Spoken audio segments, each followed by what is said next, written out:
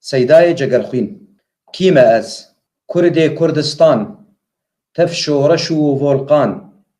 تەف دینا مێتم ئاگر و پێتم سۆرم وەک ئێتون ئاگرگیها قەپسوون گاوا بتەقم دنیا دهەژی ئەف پێت و ئاگر دژمن دکوژی کیمە ئەس هەر ملەتێک ji milletên zemînê yan cîhanê çand û kultûra wî heye ya got xwepê û bi wan kultûra bi wê çandê xwe dibîne milletê Kurd wek van milletan xwedî çand û kultûr e çi ê nivîsandî û çi ê devkî yê got ji nifşekî ra nifşekî bi devkî hat parastin wek stranên Kurdî yên kevin ê folklorî lê helbest ji sedên sala nivîsandî gihiştin me numûne di sed sala şazdan de Melayê Cizîrî 1507 1640 Ehmedê Xanê 1605 1707 û ji pêvî wan weke Feqê Teyran lê di sed sala bîstan de helbestvanek awarte derket dema dagîrkirin û azadiyê bi navê Seydayê Cegerxwîn Seyda gotinek Kurdî ye tê gotin ji kesên ku xwendina xwe ya olî bi dawî kirine lê Seyda dev ji oltiyê berda ji ber rola nîgatîv ya şêx û melan û seknandina wan li hember pêşketina Kurda û koletiya wan ji kesê maldar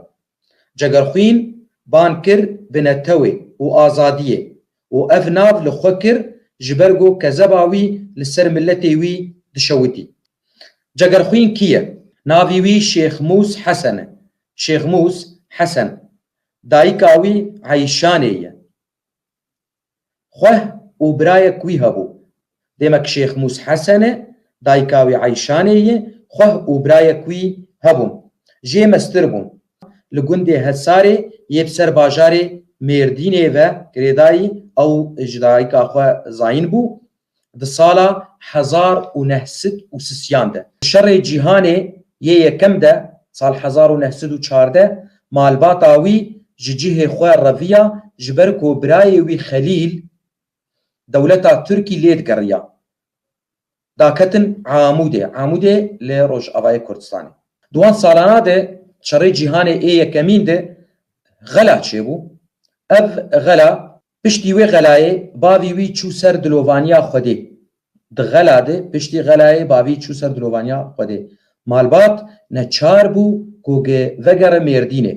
bi rê de dayîka wî mir piştî bavî wî bi salekê em karin bêjin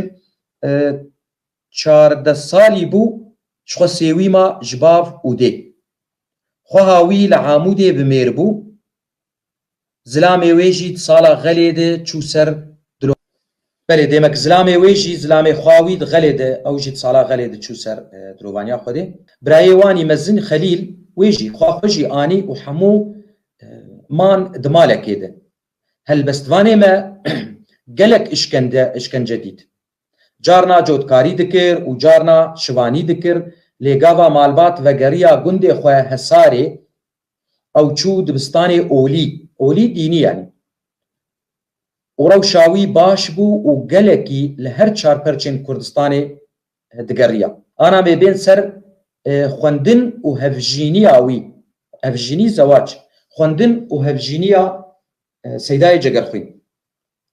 salên wî 20 bûn gava dest bi xwendinê kir hûn herkes ji we dizane ê got berî 45 salî yani dereng dest bi xwendinê dikirin salên wî 20 bûn gava dest bi xwendinê kir çê li Amûdê û çê li dêrka çayê Mazî ya bi ser Mêrdînê de û diçû Cizîra Botan jî demekê li devera Gelala û Xelan jî xwend lê başûrê Kurdistanê piştre çû Rojhilatî Kurdistanê deşta Lacan lê li wir nexwend li Amûdê xwendina xwe bi dawî kir berî hevalên xwe bi 10 salan ji ber got gelekî jîr bû Seydayê Cegerxwîn di mawên yan di salên wî ê 27 sal bûn jin anî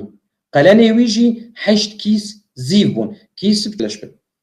خوێندن بە زمانی کوردی وێ گاوێتتر نەبوو لێ جەگەرخوین هەلبەستێن مەلایە جزیری و ئەحمەدێ خانێ دخوێند و بە کورد دچوو بخۆر دەبر gelek ji we zanin berê Şêx Sofî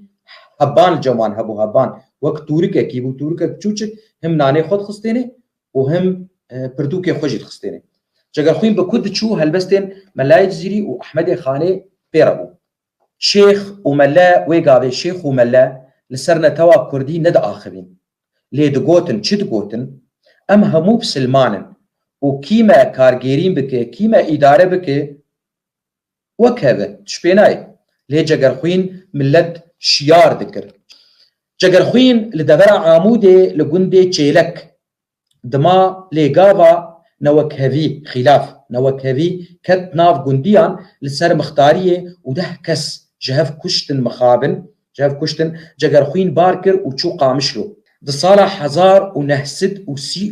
de 1930 Mîr Celadet Bedirxan kovara hawar derxist û Cegerxwîn helbestên xwe tê de belav dikir û Cegerxwîn digot qenciya Mîr Celadet li ser min heye Cegerxwîn ev haw digot Cegerxwîn bû endamê komela Xwîbûn istiqlal ya sala 1927 hat damezrandin li Libnanê damezrandin yanî Cegerxwîn bû endamê Partî Dîmokratî Kurdî li Sûrî lê dev ji partî berda ji ber nakokiyê navbera wî û serdariya qiyada partiyê piştre Cegerxwîn piştgirtiya Partiya Komünîst kir şûî û piştî 8 salan dev ji wan berda gelek caran hat girtin bi destên desthilatdarên Sûrî lê girtin çend roj bûn çend roj berdewam dikirin ji pêvî sala 1963 çel rojî di zindana Mezzê dima li Şamê Cegerxwîn yanî dema dirêjî Cegerxwîn hat girtin çel roj bûn sala 1963 di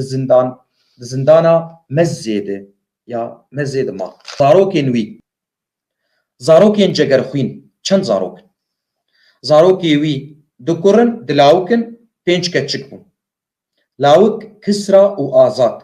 Kisra wekûn zanin beriya 2 sala li Swêdê çû ser dilovaniya Xwedê lê bi keçên wî jî kî bûn Sînem Gulperî Rojîn Boneya Selam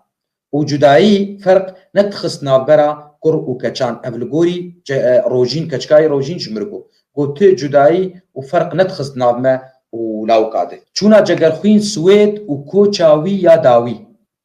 sala 1980 de çû Swêdê çima çû Swêdê hevalên wî wilo dixwestin ji bo çapkirina pirtûkên wî digotin werê ji bo pirtûkê xwe çap bike berî vê demê hinek dîwan li Şamê û li Beyrûtê jî çap kiribû Cegerxwîn di 22 meha daha 1984 çû ser dilovaniya Xwedê û anîn wî li Qamişlo veşartin ji xwe li mala wî li taxa Rojava hera Gerbî wek dibêjin wesiyeta Cegerxwîn çi bû got millet termê gava gib termî wîr bimeşin bistirên û bilîrînin ez wekûlo di nimûna ji we re bêjim zilamek Helebî carkê li Cemel Dirbêsiyê got ez di sala 1984 got ez leşger bûm esker bûm li Şamê li ser matarê Şamê de got dabtê me hat gotî ka kî Kurd li virin got Kurda destê xwe rakir eskerên Kurd leşkerên Kurd çi heyî gotiye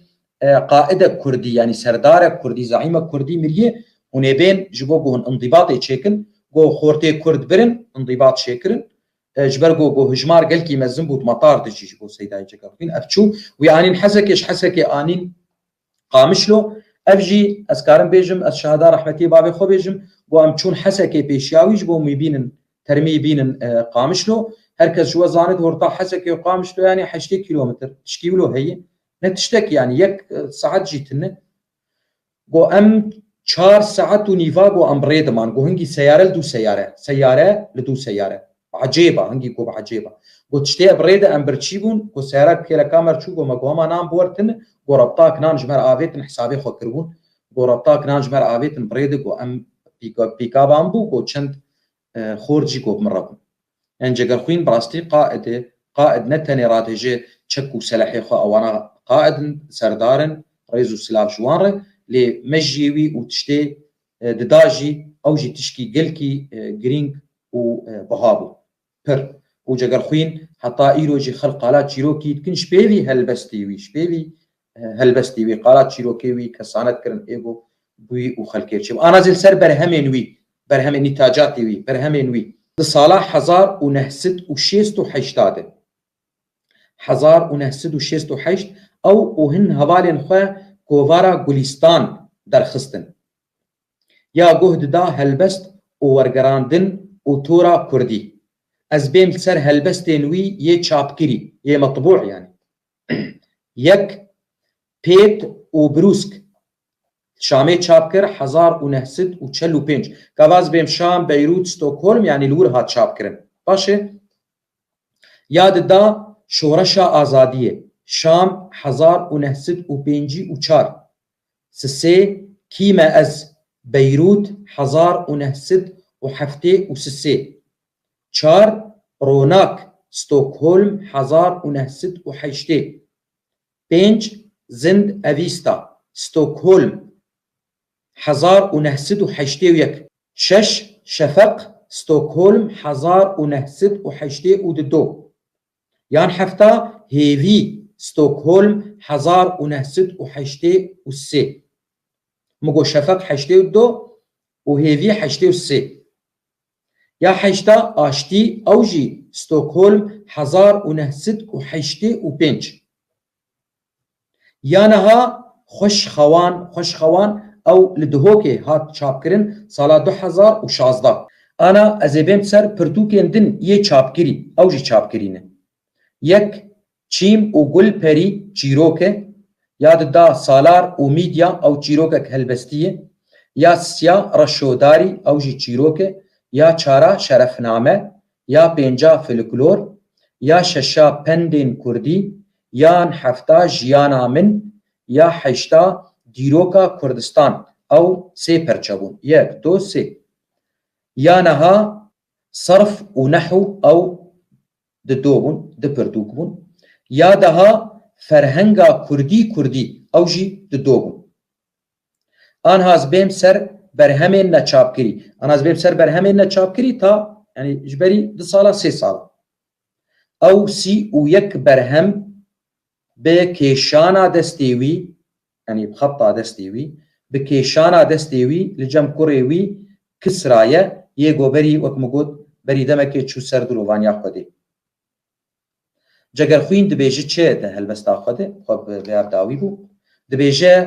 اوينا دل تدل كريا بريندار بهارا من همي زربون قلودار ما اوروجين جوانين دان بطولك كتم حشتي جنوب بوم افيندار درانو جاو دل بيك واج كستن وبوري من سبيبو يا بيك جار بهر چاران دبي خورتو دبي بير جبونا من نما هيجانا هر چار ابو سر جيانا جگر خوين بكورتاي ودي ساز بيجم جيدا يمه مصدر يمه هم مقابلات جگر خوين بو وهم كچاوي روجين هنا صاغل ألمانيا دجي البوني